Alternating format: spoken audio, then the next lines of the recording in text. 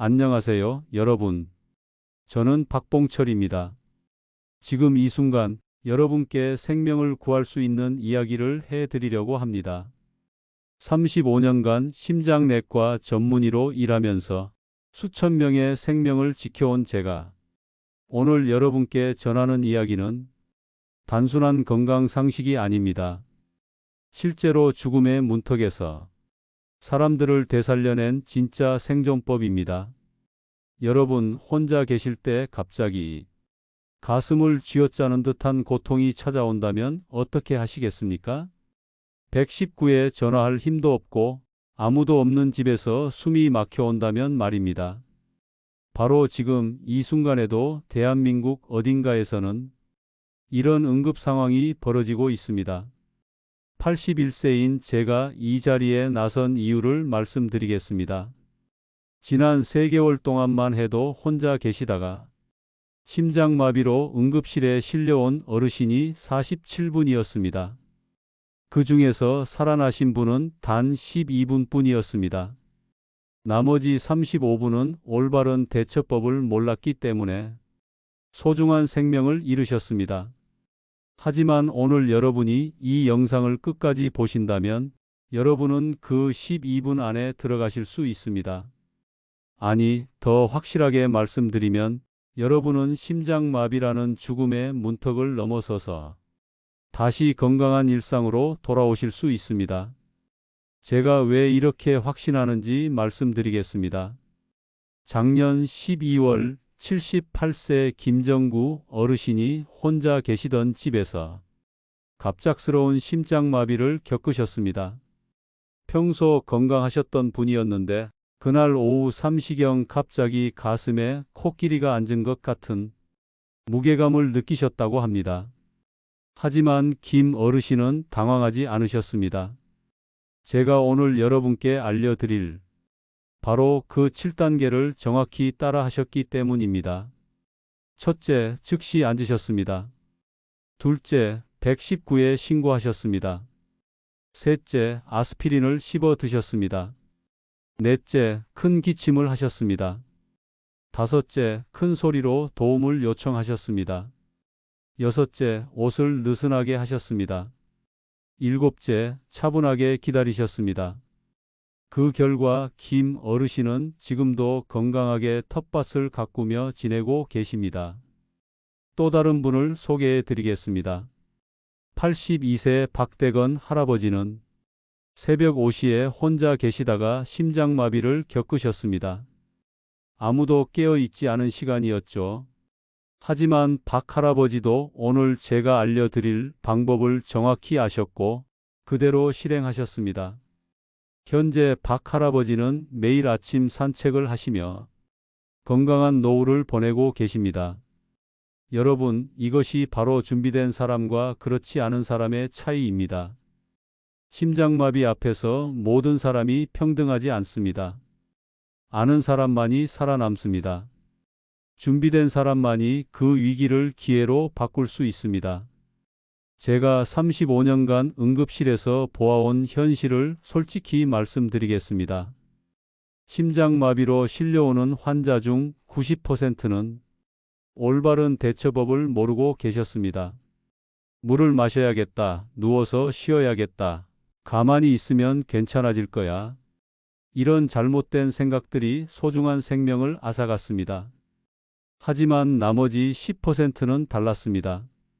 정확한 지식을 가지고 차근차근 대처한 분들은 대부분 완전히 회복되셨습니다. 그 차이가 무엇일까요? 바로 오늘 제가 여러분께 전해드릴 이 7단계 생존법이었습니다. 여러분, 이런 고민들 하고 계시죠? 나이가 들수록 혼자 있는 시간이 많아지는데 갑자기 심장이 아프면 어떡하지? 119에 전화할 힘도 없으면 어떻게 하지? 아무도 모르는 사이에 쓰러지면 어떻게 되는 거지?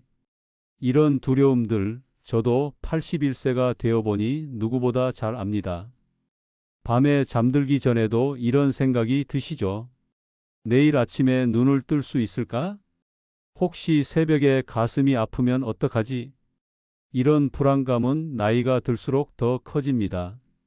자녀들에게 걱정을 끼치고 싶지도 않고 그렇다고 혼자서 모든 걸 감당하기에는 너무 막막하고 두렵습니다. 특히 요즘처럼 혼자 사시는 어르신들이 많아진 시대에는 이런 걱정이 더욱 현실적입니다. 옆집에 누가 사는지도 모르고 일주일 동안 아무와도 말을 나누지 않는 날들이 있으시죠? 이런 상황에서 갑작스러운 응급 상황이 온다면 정말 어떻게 해야 할까요? 하지만 여러분, 더 이상 혼자 고민하지 마세요. 오늘 이 시간이 끝나면 여러분은 더 이상 두려워하지 않으셔도 됩니다. 왜냐하면 여러분은 심장마비라는 최악의 상황에서도 스스로를 구할 수 있는 명확한 방법을 알게 되실 테니까요. 제가 오늘 여러분께 전해드릴 내용은 복잡한 의학 지식이 아닙니다. 여러분이 지금 당장 외우고 내일부터 준비할 수 있는 간단하고 명확한 7단계입니다. 이 7단계만 정확히 기억하고 계시면 심장마비가 와도 당황하지 않고 차근차근 대처하실 수 있습니다. 더 중요한 것은 이 방법들이 실제로 검증된 생존법이라는 점입니다. 미국 심장학회에서 공식 인정한 방법이고 전 세계 응급의학과에서 표준으로 사용하는 프로토콜입니다. 그리고 제가 35년간 수천 명의 환자를 치료하면서 직접 확인한 효과적인 방법들입니다. 오늘 말씀드릴 내용은 어렵지 않습니다. 80세, 90세 어르신들도 충분히 따라할 수 있고 한번 배우면 평생 써먹을 수 있는 소중한 지식입니다. 그리고 무엇보다 이 지식을 알고 계시다는 것 자체가 이미 여러분을 심장마비로부터 훨씬 안전하게 만들어줍니다. 자, 이제 여러분의 소중한 생명을 지킬 수 있는 진짜 이야기를 시작해 보겠습니다. 여러분, 솔직하게 말씀해 보세요. 밤늦게 혼자 계실 때 갑자기 가슴이 아파온 적이 있으신가요? 그때 어떤 기분이셨나요? 순간적으로 혹시 이게 심장마비인가? 라는 생각이 스쳐 지나가면서 온몸이 얼어붙는 느낌이셨을 겁니다. 저에게 상담을 받으러 오시는 분들이 가장 많이 하시는 말씀이 있습니다. 박 선생님, 저는 혼자 사는데 갑자기 가슴이 아프면 정말 어떻게 해야 하나요? 아무도 없는 집에서 쓰러지면 누가 알아주나요? 119에 전화할 힘도 없을 것 같은데 그러면 그냥 죽는 건가요? 이런 질문들을 들을 때마다 저는 여러분의 마음을 너무나 잘 이해합니다. 81세인 제 자신도 때때로 같은 걱정을 하거든요.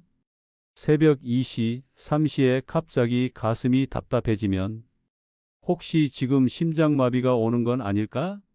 하고 걱정되는 마음, 저도 똑같이 느껴봤습니다. 특히 요즘처럼 혼자 사시는 어르신들이 많아진 시대에는 이런 두려움이 더욱 현실적입니다. 자녀들은 각자 바쁜 생활 때문에 자주 만나기 어렵고 이웃과도 예전만큼 가까이 지내지 않으니까요. 일주일 내내 아무와도 말을 나누지 않는 날들도 있으시죠. 이런 상황에서 갑자기 심장마비 증상이 나타난다면 어떨까요? 상상만 해도 끔찍합니다. 갑자기 가슴을 쥐어짜는 듯한 통증이 시작되고 숨이 막혀오고 식은땀이 흐르기 시작합니다. 전화기를 잡으려고 해도 손에 힘이 들어가지 않고 소리를 지르려고 해도 목소리가 나오지 않습니다. 더욱 안타까운 것은 이런 순간에 많은 분들이 잘못된 판단을 하신다는 것입니다. 그냥 소화불량이겠지. 조금 쉬면 괜찮아질 거야. 물이나 한 잔 마시자. 이런 생각들로 귀중한 시간을 허비하게 됩니다. 하지만 심장마비에서는 1분 1초가 생명을 좌우합니다. 실제로 제가 응급실에서 만난 많은 분들이 이런 말씀을 하셨습니다. 처음에는 별로 아프지 않았는데 점점 더 아파져서 참을 수 없을 지경이 되었어요. 물을 마시면 나아질 줄 알았는데 오히려 더 숨이 막혔어요. 누워서 쉬려고 했는데 더 답답해졌어요. 이런 경험담들을 들을 때마다 가슴이 아픕니다. 만약 이분들이 올바른 대처법을 알고 계셨다면 이렇게 고생하지 않으셨을 텐데 하는 안타까운 마음이 듭니다. 특히 혼자 계시는 어르신들의 경우에는 잘못된 대처로 인해 상황이 더욱 악화되는 경우가 많습니다. 여러분들도 이런 두려움을 갖고 계시는 것이 당연합니다. 내가 정말 심장마비인지 어떻게 구분하지? 혹시 내가 과민 반응하는 건 아닐까? 119에 신고했는데 별일 아니면 어떡하지? 이런 고민들 때문에 망설이다가 골든타임을 놓치는 경우가 너무 많습니다. 어르신들뿐만 아니라 제 주변 의료진들도 이런 말씀을 많이 하시곤 합니다. 혼자 사는 고령 환자들이 응급 상황에서 제대로 대처하기가 참 어렵다. 의식이 있을 때 빨리 신고만 해도 살릴 수 있는데 대부분 너무 늦게 발견된다. 이런 현실이 얼마나 가슴 아픈지 모릅니다. 충분히 살릴 수 있는 상황인데도 올바른 정보의 부족으로 소중한 생명을 잃는 경우를 너무 많이 봤습니다. 그래서 제가 81세의 나이에도 이렇게 나서게 된 것입니다. 혹시 더 나빠질까 걱정되시죠? 나이가 들수록 몸이 예전 같지 않으니까 응급 상황에서 제대로 대처할 수 있을지 의문이 드시는 것도 당연합니다. 혹시 내가 잘못 판단해서 괜한 소동을 피우는 건 아닐까? 응급차가 와서 별일 아니라고 하면 창피하지 않을까? 이런 걱정들도 많이 하실 겁니다. 또한 경제적인 부담도 걱정이실 겁니다. 응급실 가면 돈이 많이 들 텐데 검사비만 해도 얼마나 나올까? 이런 현실적인 고민들 때문에 병원 가기를 망설이시는 분들도 많습니다. 하지만 생명 앞에서는 이런 모든 걱정들이 사소한 것들입니다. 가족들에게 부담을 주고 싶지 않은 마음도 이해합니다. 자식들이 바쁜데 괜한 걱정을 끼치고 싶지 않다. 혼자서 해결할 수 있으면 좋겠다. 이런 마음들. 저도 부모이자 조부모로서 충분히 공감합니다. 하지만 여러분, 이런 복잡한 감정들 때문에 정작 중요한 순간에 올바른 판단을 내리지 못한다면 어떻게 될까요? 심장마비는 기다려주지 않습니다. 우리의 복잡한 심정을 헤아려 주지도 않습니다. 오직 빠르고 정확한 대처만이 생명을 구할 수 있습니다. 저는 35년간 응급실에서 이런 상황들을 수없이 봐왔습니다. 같은 심장마비라도 어떻게 대처하느냐에 따라 결과가 완전히 달라지는 것을 직접 목격했습니다.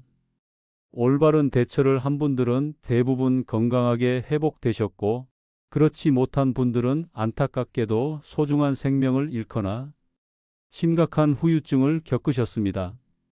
이런 현실을 너무 많이 보다 보니 제가 가진 지식과 경험을 더 많은 분들과 나누어야겠다는 사명감을 느끼게 되었습니다. 특히 혼자 계시는 어르신들께는 이런 정보가 그 무엇보다 소중하다는 것을 알고 있기 때문입니다. 여러분의 이런 두려움과 걱정들 저는 모두 이해합니다. 하지만 더 이상 혼자 고민하지 마세요. 막연한 두려움에 떨지도 마세요. 이제 제가 여러분 옆에서 함께 하겠습니다. 여러분이 어떤 상황에서도 당황하지 않고 올바르게 대처할 수 있도록 35년간 쌓아온 제 모든 지식과 경험을 아낌없이 나누어 드리겠습니다. 심장마비는 분명 무서운 응급 상황입니다. 하지만 올바른 대처법을 알고 미리 준비하신다면 충분히 극복할 수 있습니다. 실제로 많은 분들이 혼자서도 심장마비를 슬기롭게 이겨내고 건강한 일상으로 돌아가고 계십니다. 그럼 이제 이런 모든 고민들을 현명하게 해결하고 더 안전하고 확신 있는 노후를 보낼 수 있는 구체적인 해결 방법을 함께 알아보겠습니다. 여러분의 소중한 생명을 지킬 수 있는 실질적이고 효과적인 방법들을 차근차근 설명해 드리겠습니다. 이제 구체적인 해결책을 차근차근 알아보겠습니다. 여러분, 심장마비에서 살아남는 핵심은 세 가지입니다. 첫째, 증상을 정확하고 빠르게 알아차리는 것. 둘째, 올바른 순서로 체계적으로 대처하는 것. 셋째, 평소에 철저하게 미리 준비해 두는 것입니다. 먼저 심장마비 증상을 정확히 아는 것부터 시작하겠습니다. 이것이 생과 사를 가르는 첫 번째 관문입니다. 심장마비의 첫 번째 신호는 가슴의 압박감입니다.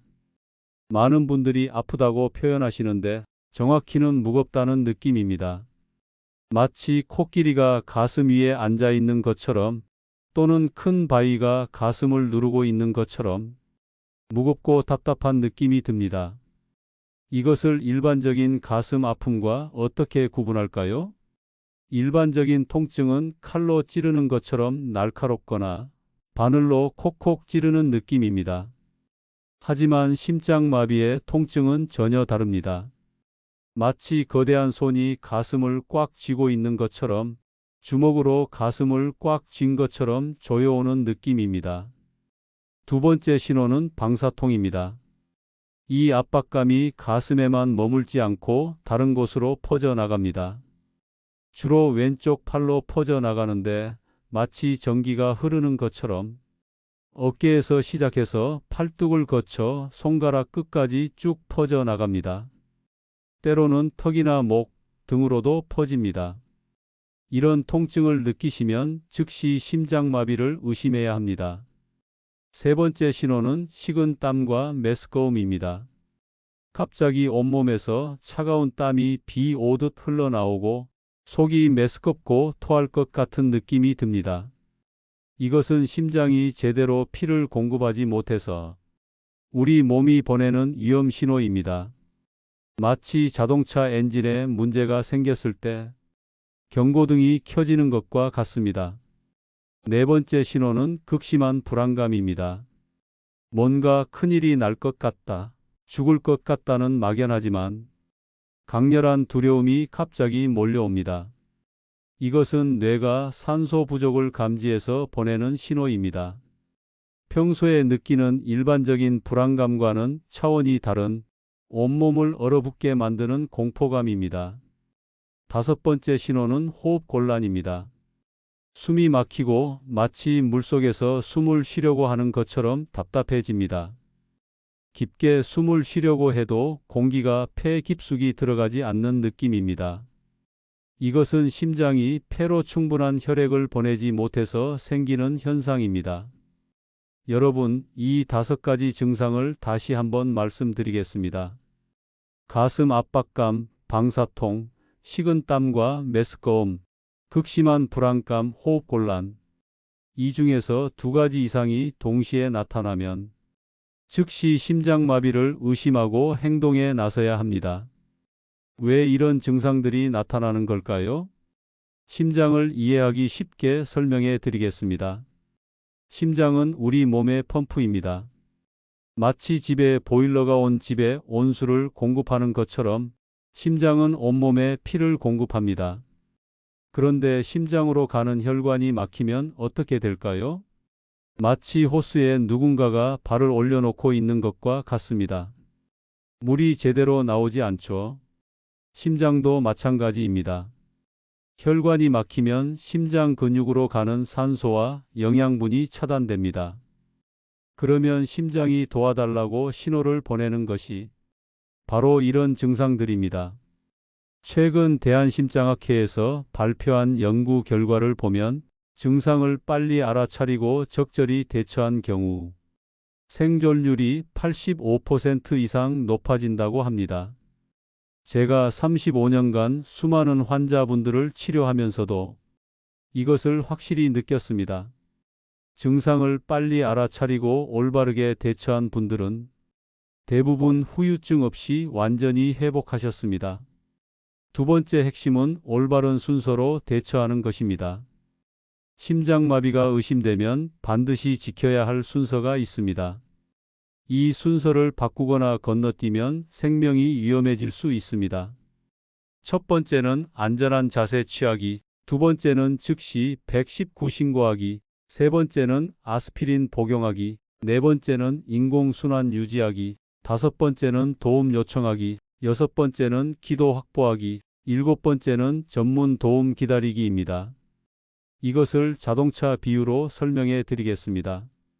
자동차가 고장 났을 때를 생각해 보세요. 먼저 안전한 곳에 차를 세우고 견인차를 부르고 응급처치를 하고 다른 차들에게 신호를 보내서 도움을 요청하죠. 심장마비 대처도 마찬가지입니다. 순서가 중요합니다. 세 번째 핵심은 미리 준비해 두는 것입니다. 화재에 대비해서 소화기를 준비해 두는 것처럼 심장마비에도 미리 준비할 것들이 있습니다. 이런 준비가 위급한 순간에 여러분의 생명을 구할 수 있습니다. 첫 번째 준비는 휴대폰 응급 설정입니다. 최신 스마트폰에는 응급 상황에서 쉽게 신고할 수 있는 기능들이 있습니다. 음성 명령으로 119에 전화할 수 있고 응급 연락처를 미리 등록해 둘 수 있습니다. 이런 기능들을 미리 설정해 두시면 위급한 순간에 큰 도움이 됩니다. 두 번째 준비는 아스피린을 쉽게 찾을 수 있는 곳에 준비해 두는 것입니다. 침대 머리맡, 거실 테이블, 화장실 등 여러 곳에 아스피린을 비치해 두세요. 하지만 아스피린 알레르기가 있으시거나 위궤양, 천식이 있으신 분들은 의사와 상담 후에 준비하세요.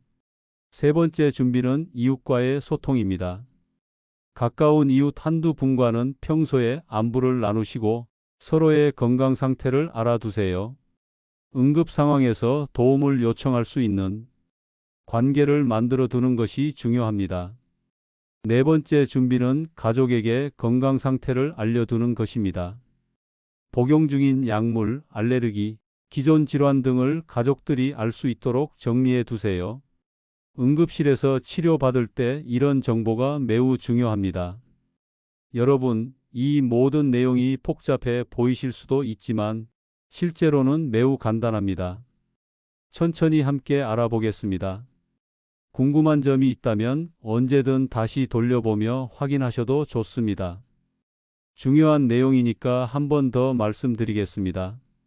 심장마비에서 살아남는 세 가지 핵심은 첫째, 정확한 증상 인식. 둘째, 올바른 순서의 대처. 셋째, 철저한 사전 준비입니다. 이 세 가지만 확실히 기억하고 준비하시면 됩니다. 특히 증상 인식이 가장 중요합니다. 가슴 압박감, 방사통, 식은땀과 메스꺼움, 극심한 불안감, 호흡 곤란.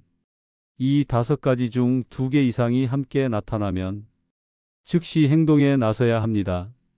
망설이거나 좀 더 지켜보자고 생각하시면 안 됩니다. 왜냐하면 심장마비에서는 시간이 곧 생명이기 때문입니다. 증상이 시작된 후 1시간 이내에 치료를 받으면 90% 이상 회복 가능하지만 3시간이 지나면 회복률이 50% 이하로 떨어집니다. 6시간이 지나면 돌이킬 수 없는 손상이 생길 수 있습니다. 개인차가 있을 수 있지만 대부분의 어르신들께 이 방법들은 분명 도움이 될 것입니다. 중요한 건 꾸준히 기억하고 준비하는 것입니다. 평소에 한 번씩 생각해 보시고 가족들과도 이야기해 보세요. 준비된 사람만이 위급한 순간에도 침착하게 대처할 수 있습니다. 실제로 이런 준비와 지식으로 심장마비를 극복하신 분들의 공통점이 있습니다. 모두 평소에 이런 정보를 꾸준히 기억하고 연습하셨다는 것입니다. 머리로만 아는 것이 아니라 몸으로 익히셨던 분들이 실제 상황에서도 당황하지 않고 올바르게 대처하실 수 있었습니다. 또한 이런 지식을 가족이나 이웃과 공유하신 분들이 생존율이 더 높다는 것도 확인되었습니다. 혼자만 알고 있는 것보다는 주변 사람들도 함께 알고 있을 때 응급 상황에서 더 빠르고 효과적인 도움을 받을 수 있기 때문입니다. 자, 그럼 이제 오늘 배운 중요한 지식들을 실제로 어떻게 실천하는지 저와 함께 보여드리겠습니다. 구체적인 7단계 생존법을 차근차근 따라하기 쉽게 설명해 드리겠습니다. 이 7단계만 정확히 익히시면 어떤 상황에서도 당황하지 않고 대처하실 수 있습니다. 이제 실제로 혼자 있을 때 심장마비가 의심되면 어떻게 해야 하는지 생명을 구하는 7단계를 자세히 알려드리겠습니다. 여러분, 저를 따라하며 하나씩 익혀보세요. 이 순서는 절대 바뀌어서는 안 되는 생명의 순서입니다. 1단계 즉시 안전한 자세로 앉기. 심장마비 증상을 느끼시는 순간 가장 먼저 해야 할 일은 안전한 곳에 앉는 것입니다. 절대로 누우시면 안 됩니다. 의자가 있으면 의자에, 없으면 바닥에라도 등을 벽에 기대고 편안하게 앉으세요. 왜 앉아야 할까요? 이것을 수도꼭지에 비유해서 설명해 드리겠습니다. 누워 있으면 몸 전체의 피가 심장으로 한꺼번에 몰려옵니다. 이미 힘들어하는 심장에게 더 많은 일을 시키는 것과 같습니다. 마치 고장난 수도꼭지에 더 센 물압을 가하는 것처럼 위험합니다. 앉은 자세는 심장에 가장 부담이 적습니다. 혈액이 적절히 순환하면서도 심장이 무리하지 않을 수 있는 최적의 자세입니다. 병원에서 진료받을 때처럼 반듯하게 앉되 너무 긴장하지 마시고 편안하게 앉으세요. 만약 계단을 오르다가 증상이 생겼다면 즉시 계단에 앉으세요. 화장실에 있었다면 화장실 바닥에 앉으세요. 어디에 있든 상관없습니다. 지금 있는 바로 그 자리에서 안전하게 앉는 것이 가장 중요합니다. 2단계 즉시 119에 전화하기. 앉은 자세를 취하셨으면 즉시 119에 전화하세요. 휴대폰이 가까이 있으면 바로 119를 누르시고 만약 손에 힘이 없어서 번호를 누르기 어려우시면 음성 명령을 사용하세요. 하이 빅스비 119에 전화해줘. 또는 오케이 구글 응급실에 전화해줘라고 말하면 됩니다. 최신 스마트폰에는 응급 상황에서 쉽게 신고할 수 있는 기능들이 있으니 평소에 미리 설정해 두세요. 전화가 연결되면 침착하게 말씀하세요. 심장마비 같습니다. 혼자 있습니다. 주소는 입니다. 이렇게 3가지만 분명히 전달하세요. 심장마비라는 것, 혼자 있다는 것, 정확한 주소. 이 3가지 정보가 가장 중요합니다. 만약 말하기가 어려우시면 휴대폰을 스피커폰으로 바꾸시고 큰 소리로 기침하세요. 119 직원이 상황을 파악할 수 있도록 소리를 내는 것이 중요합니다. 전화를 끊지 마시고 계속 연결 상태를 유지하세요. 3단계 아스피린 한알 씹어서 복용하기. 119 신고를 마치셨으면 아스피린 하나를 입에 넣고 잘게 씹어서 삼키세요. 반드시 씹어야 합니다. 그냥 삼키면 안 됩니다. 왜냐하면 씹어야 빨리 흡수되어 효과를 볼 수 있기 때문입니다. 아스피린이 어떤 역할을 하는지 설명해 드리겠습니다. 심장마비는 혈관이 피떡혈전으로 막혀서 생깁니다. 아스피린은 이 피떡을 녹이는 데 도움을 줍니다. 마치 막힌 하수구에 뚫어뻥을 사용하는 것과 같은 원리입니다. 하지만 주의하실 점이 있습니다. 아스피린 알레르기가 있으시거나 위궤양이 있으시거나 천식이 있으시면 절대 드시면 안 됩니다. 또한 혈액을 묽게 하는 약화파린, 프라닥사 등을 복용 중이시면 의사와 상담 없이는 드시지 마세요. 확실하지 않으시면 2단계는 건너뛰세요. 무리하지 마시고 다음 단계로 넘어가시면 됩니다. 아스피린을 복용하지 못한다고 해서 치료가 불가능한 것은 아닙니다. 4단계 인공 심장 마사지 마이너스 큰 기침하기. 이제 가장 중요한 단계입니다. 입을 크게 벌리고 콜록하고 있는 힘을 다해 기침하세요. 5초에 한 번씩 계속해서 기침하시면 됩니다. 이것이 바로 여러분이 스스로에게 해주는 심장 마사지입니다. 기침이 왜 심장 마사지 효과가 있을까요? 기침을 할 때 가슴 안의 압력이 급격히 변합니다. 이 압력 변화가 심장을 마사지하는 효과를 만들어서 혈액순환을 도와줍니다. 마치 손으로 심장을 리듬감 있게 눌러주는 것과 같은 효과입니다. 목소리가 나오지 않아도 괜찮습니다. 기침하는 동작 자체가 중요합니다. 가슴과 배에 힘을 주면서 큰 기침을 하세요. 숨을 깊이 들이마신 다음 콜록하고 강하게 뱉어내세요. 이 기침을 언제까지 해야 할까요? 119가 도착할 때까지 또는 증상이 완전히 사라질 때까지 계속하세요. 중간에 쉬지 마시고 꾸준히 반복하세요. 이것이 여러분의 생명줄입니다. 5단계 큰 소리로 도움 요청하기. 기침과 함께 큰 소리로 도와주세요. 라고 외치세요. 창문을 두드리거나 바닥을 두드려서 소리를 내세요. 벽을 두드리는 것도 좋습니다. 이웃에게 응급 상황을 알리는 것이 목표입니다. 만약 힘이 없어서 소리를 지르기 어려우시면 휴대폰을 활용하세요. 가족이나 이웃에게 문자를 보내세요. 응급 상황, 심장마비, 119 신고함, 빨리 와주세요. 주소 이렇게 간단하고 명확하게 보내세요. SNS나 카카오톡 같은 메신저도 활용할 수 있습니다. 가족 단체 채팅방에 응급 상황을 알리세요. 한 사람에게만 보내지 마시고 여러 명에게 동시에 알리는 것이 중요합니다. 소리를 낼 수 있는 모든 방법을 동원하세요. 휴대폰 알람을 크게 틀어놓는 것도 좋은 방법입니다.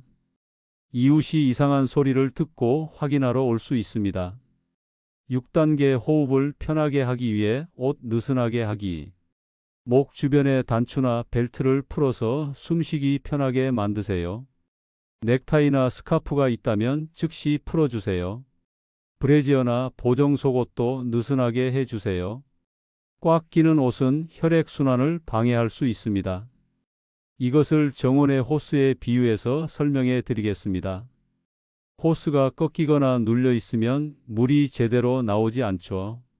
우리 몸의 혈관도 마찬가지입니다. 옷이 너무 꽉 끼면 혈액순환이 어려워집니다. 특히 목 주변과 가슴 부위, 허리 부위의 옷을 느슨하게 해주는 것이 중요합니다. 하지만 너무 급하게 하지 마시고 천천히 하세요. 무리한 움직임은 오히려 심장에 부담을 줄 수 있습니다. 추운 계절이라면 옷을 완전히 벗지는 마시고 단추나 지퍼만 풀어서 숨쉬기 편하게 만드세요. 체온을 유지하는 것도 중요합니다. 7단계 차분하게 전문 도움 기다리기. 이제 119가 올 때까지 앉은 자세를 유지하면서 차분하게 기다리세요. 절대로 물이나 음식을 드시면 안 됩니다. 응급처치 중에 토할 수 있고 기도가 막힐 위험이 있기 때문입니다. 깊게 숨을 쉬면서 마음을 진정시키세요. 괜찮아질 거야. 도움이 오고 있어. 잘 대처하고 있어라고 마음속으로 되뇌세요. 불안해하지 마시고 이미 할 수 있는 모든 것을 다 하고 계신다고 스스로를 격려하세요. 119가 도착하면 문을 열어드릴 준비를 하세요. 하지만 갑자기 일어나시면 안 됩니다. 앉은 자세에서 천천히 움직이세요. 가능하면 미리 현관문을 열어두시거나 열쇠가 어디 있는지 큰 소리로 알려주세요. 본인의 속도에 맞춰서 하세요. 처음에는 이 모든 과정이 어렵게 느껴질 수 있습니다. 하지만 중요한 것은 순서를 지키면서 하나씩 차근차근 따라하는 것입니다. 완벽하지 않아도 괜찮습니다. 시도하는 것 자체가 이미 큰 의미가 있습니다. 각 단계마다 꼭 기억하셔야 할 주의사항들이 있습니다. 절대로 뛰거나 급하게 움직이지 마세요. 심장에 더 큰 부담을 줄 수 있습니다. 누워 있으면 혈액이 심장으로 몰려서 위험합니다. 물을 마시면 응급처치 중에 기도가 막힐 수 있습니다. 잘못된 대처법도 알아두세요. 심장이 아프니까 뜨거운 찜질을 해야지라고 생각하시면 안 됩니다. 열은 오히려 심장에 부담을 줍니다.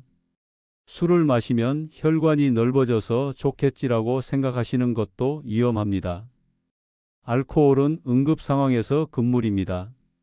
심장이 아프니까 가슴을 마사지해야지라고 생각하실 수도 있는데 전문 지식 없이 하는 가슴 마사지는 오히려 위험할 수 있습니다. 기침만으로도 충분한 마사지 효과를 얻을 수 있습니다. 만약 오늘 알려드린 건강 정보가 여러분께 조금이라도 도움이 되셨다면 앞으로도 더 많은 유익한 정보들을 놓치지 않도록 구독 버튼을 눌러주시는 건 어떨까요? 함께 건강한 삶을 만들어 나가요. 여러분의 안전한 노후를 위해 이런 소중한 정보들을 계속 준비해 드리겠습니다. 지금까지 말씀드린 7단계를 다시 한번 정리해 보겠습니다. 이해를 돕기 위해 다른 방식으로 설명해 드릴게요. 안-신-기-도-온-기라고 기억하세요. 앉기, 신고하기, 아스피린, 기침하기, 도움 요청, 오풀기, 기다리기. 이 7글자만 기억하시면 언제든지 올바른 순서로 대처하실 수 있습니다.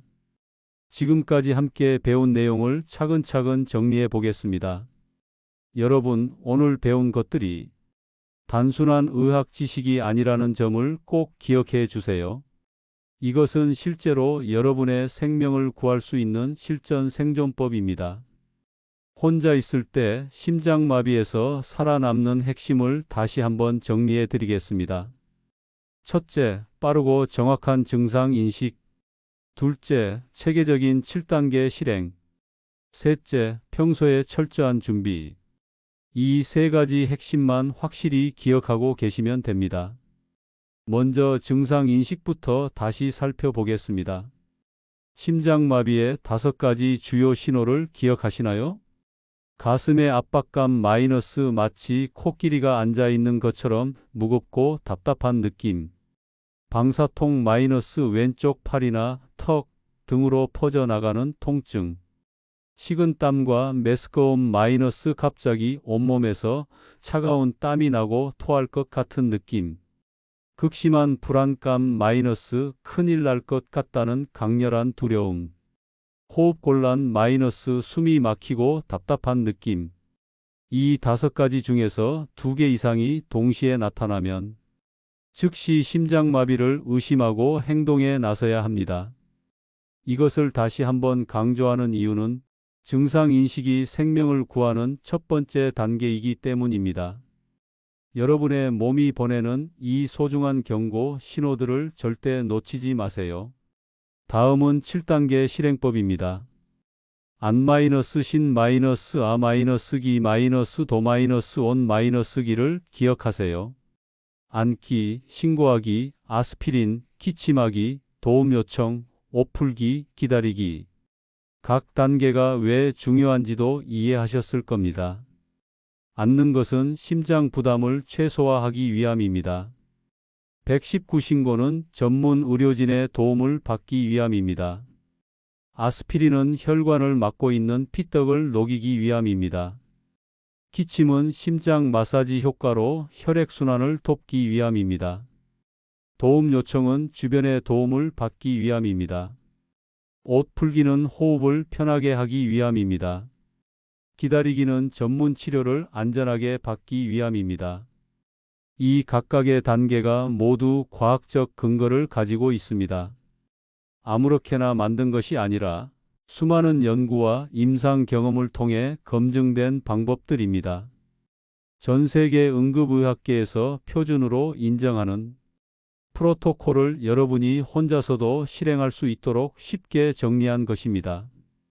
평소 준비의 중요성도 다시 강조하고 싶습니다. 휴대폰 응급 설정, 아스피린 구비, 이웃과의 소통, 가족에게 건강 상태 알리기. 이런 작은 준비들이 위급한 순간에는 생명을 구하는 큰 힘이 됩니다. 특히 휴대폰 응급 설정은 정말 중요합니다. 음성 명령으로 119에 전화할 수 있도록 설정해 두시고 응급 연락처도 미리 등록해 두세요.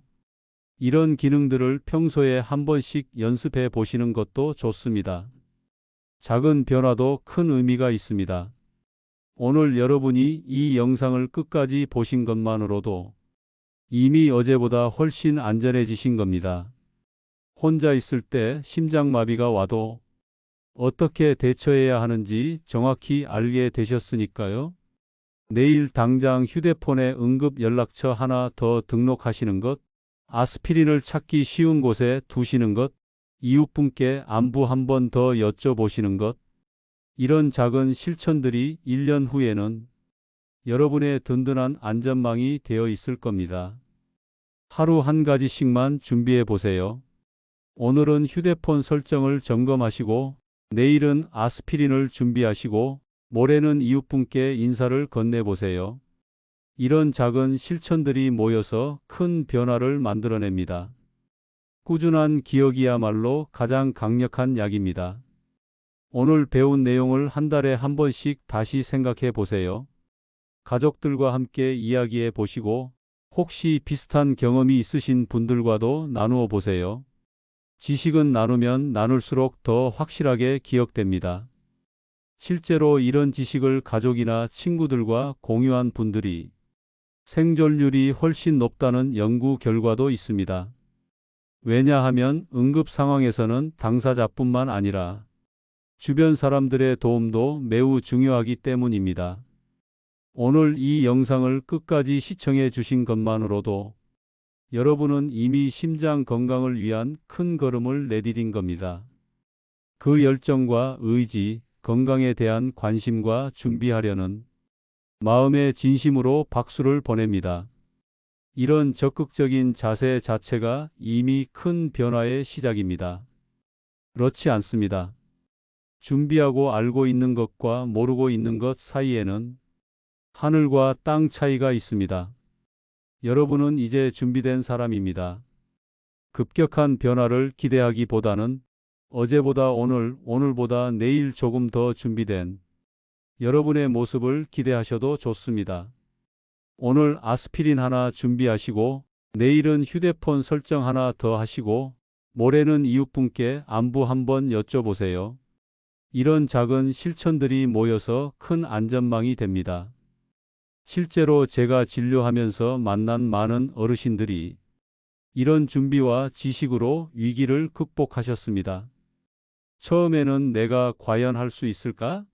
하고 걱정하셨지만 막상 응급 상황이 닥쳤을 때는 평소 준비한 대로 침착하게 대처하셔서 건강하게 회복하셨습니다.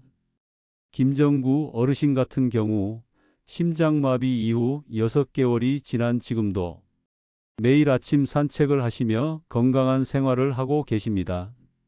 그때 박 선생님이 알려주신 방법을 정확히 기억하고 있어서 살 수 있었다고 말씀하시더라고요. 계단 오르기가 편해지고 밤에 더 편안하게 주무시고 친구들과 만나는 시간도 늘어나셨습니다. 박대건 할아버지는 심장마비 이후 오히려 건강관리에 더 신경 쓰시게 되어서 지금은 같은 연배의 다른 분들보다 더 건강하게 지내고 계십니다.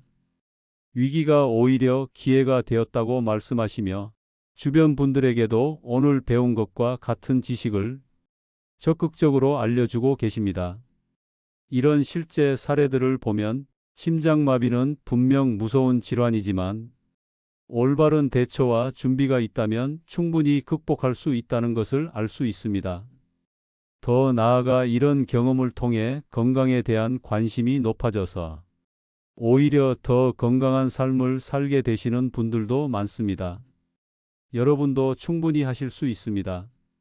오늘 배운 7단계를 기억하시고 평소에 조금씩 준비해 두시면 됩니다.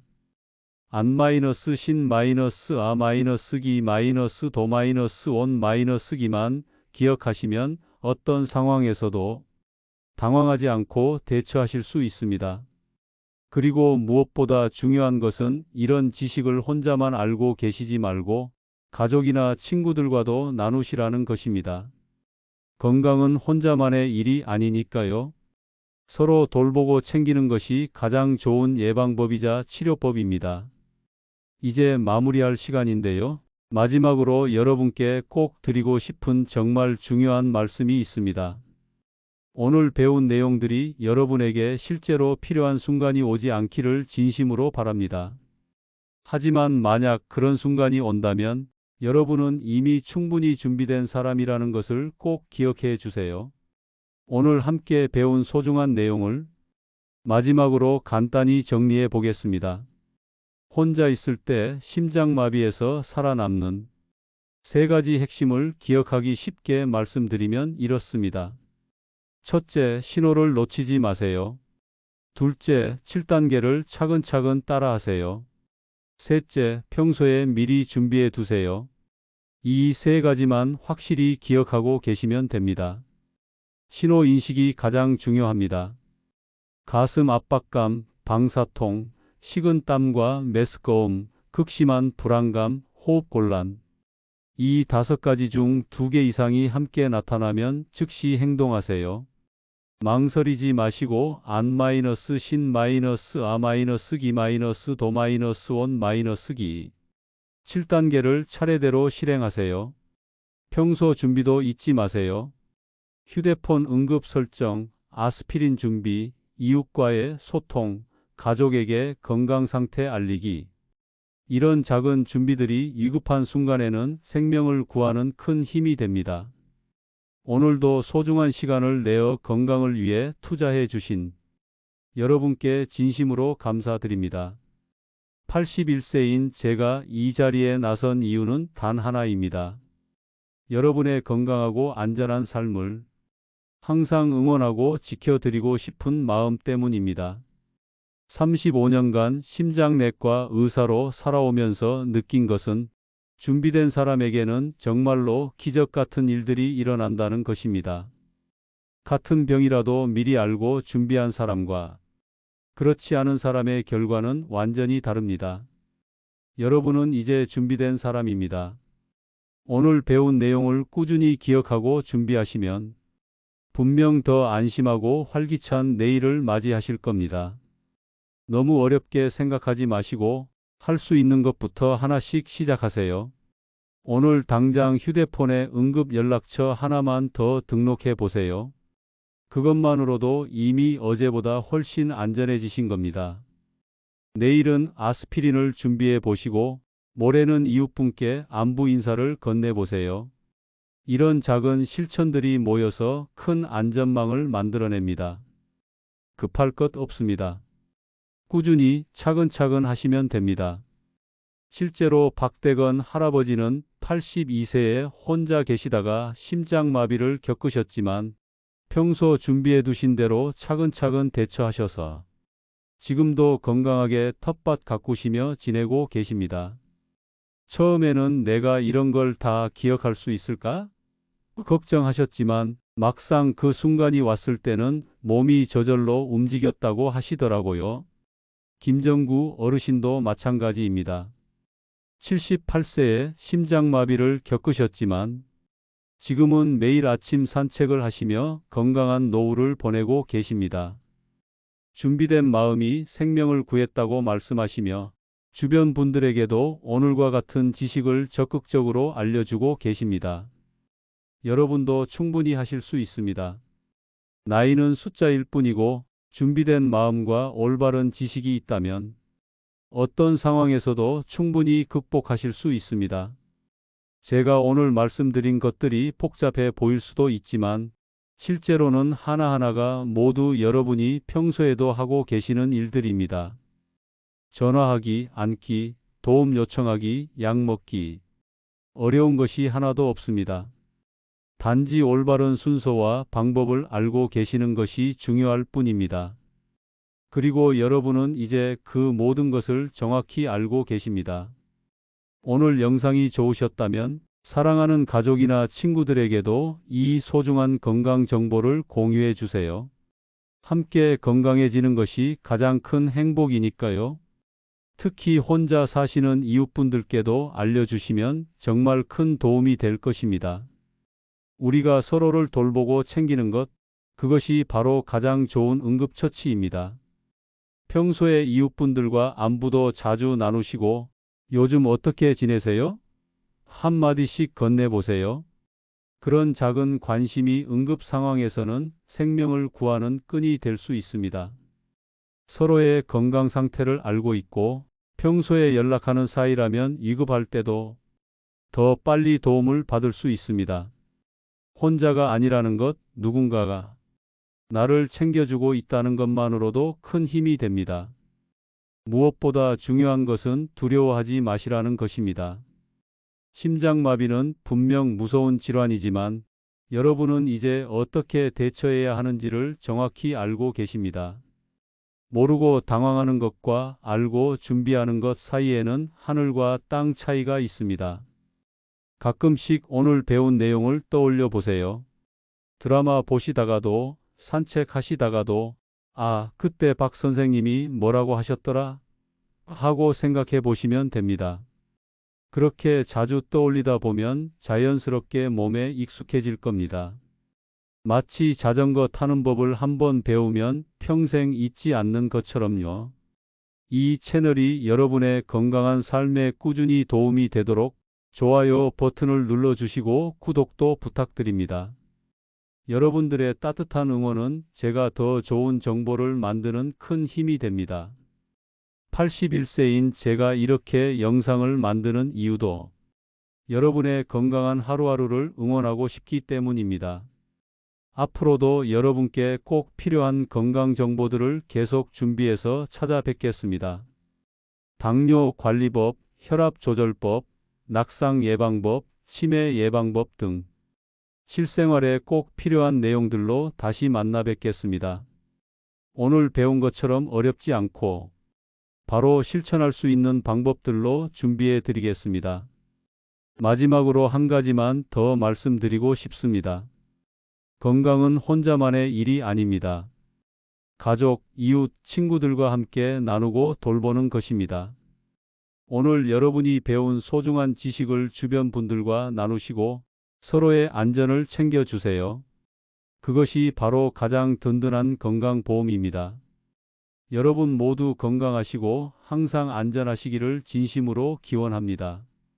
오늘 같은 지식들이 실제로 필요한 순간이 오지 않기를 바라지만 만약 그런 때가 온다면 여러분은 이미 충분히 준비되어 있다는 것을 꼭 기억해 주세요. 건강한 하루하루를 위해 우리 모두 함께해요. 다음 영상에서 또 만나 뵙겠습니다. 감사합니다.